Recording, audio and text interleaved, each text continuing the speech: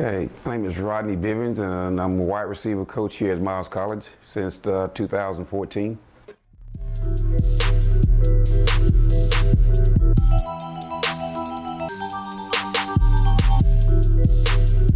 When I was at UAB coaching, I met Coach Ruffin, back in 2004, 2005, because I was recruiting his school in Choctaw County, and then we became friends. And when I left UAB in Birmingham Southern, I got a call, and it was from Coach Ruffin to come in and interview to coach the receivers at Tuskegee, and I accepted that job, and we worked together for 3 years there. And I saw him work as a defensive coordinator. I saw him communicate and connect with the players, and I saw how the players had so much respect for him, and then his winning attitude and his ability to get the best out of players no matter what.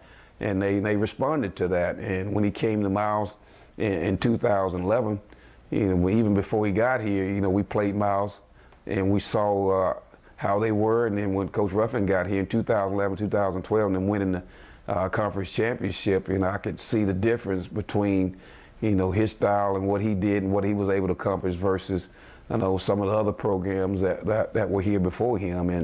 And when he called again in 2014, and this being my home, I was ready to accept the challenge. He laid everything out for me, and when I looked at film on the returning receivers, and I was excited about the opportunity to come work with him.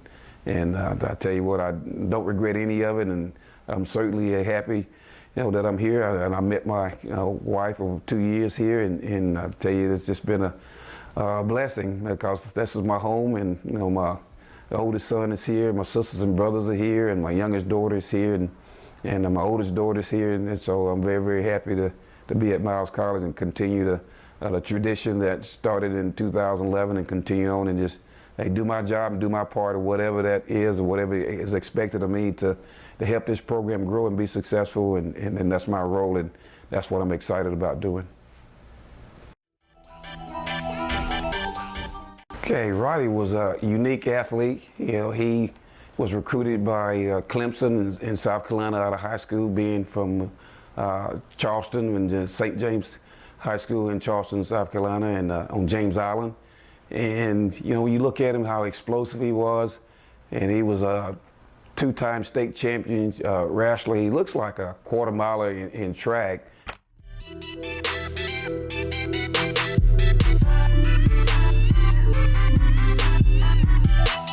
I think that once I got there, he had so much potential. But he and I talked consistently, and our head coach at the time was Watson Brown, and Coach Brown challenged me with the ability that Roddy had. As a matter of fact, he told me that if Roddy didn't make it in the NFL, it was my fault. He kind of challenged me that way.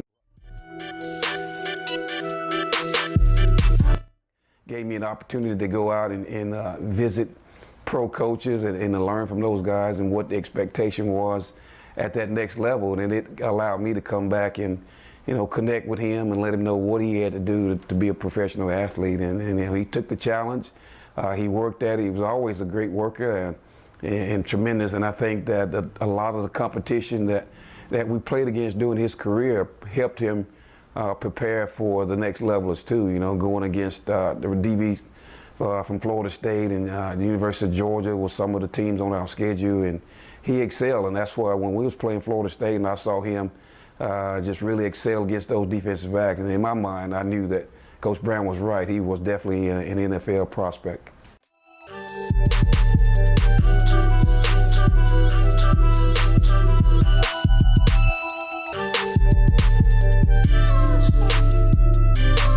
But it's not about what you did at your school. It's the culture here. It's the process that we have, that Coach Ruffin, as the head coach, has created here at Miles College, and the philosophy that we have, that do your job, and when we're in the Bears Den, that we want to make our fans and this college and the administration with our president, with French, and all of the administration and teachers and faculty and staff here proud of the product that we put out on the field week after week at Miles College here, and knowing that when we do that, then we're going to be successful. And when we winning championships, and championships are not easy. Sometimes you need breaks from other teams, but I've always been taught that you play for it and make your own breaks, and that's what you have to do as a player and as an athlete, and then when you come together, because it's not an individual sport, it's a team sport.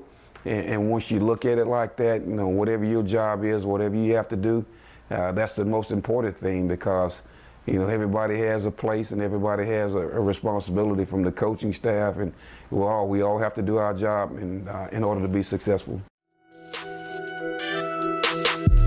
I think it helps me evaluate players very well when you look at high school players and you see the potential in them, and you see the growth that you know, and you get a chance to watch those young men, you know, when they're younger and in the 10th, 11th grade, and you can see a lot of the potential they have to grow as a college athlete, you know, like I did when I was at Anderson High School, in predicting, you know, how far and how much development that each player could progress throughout his career. You know, the recruiting part of it is the same.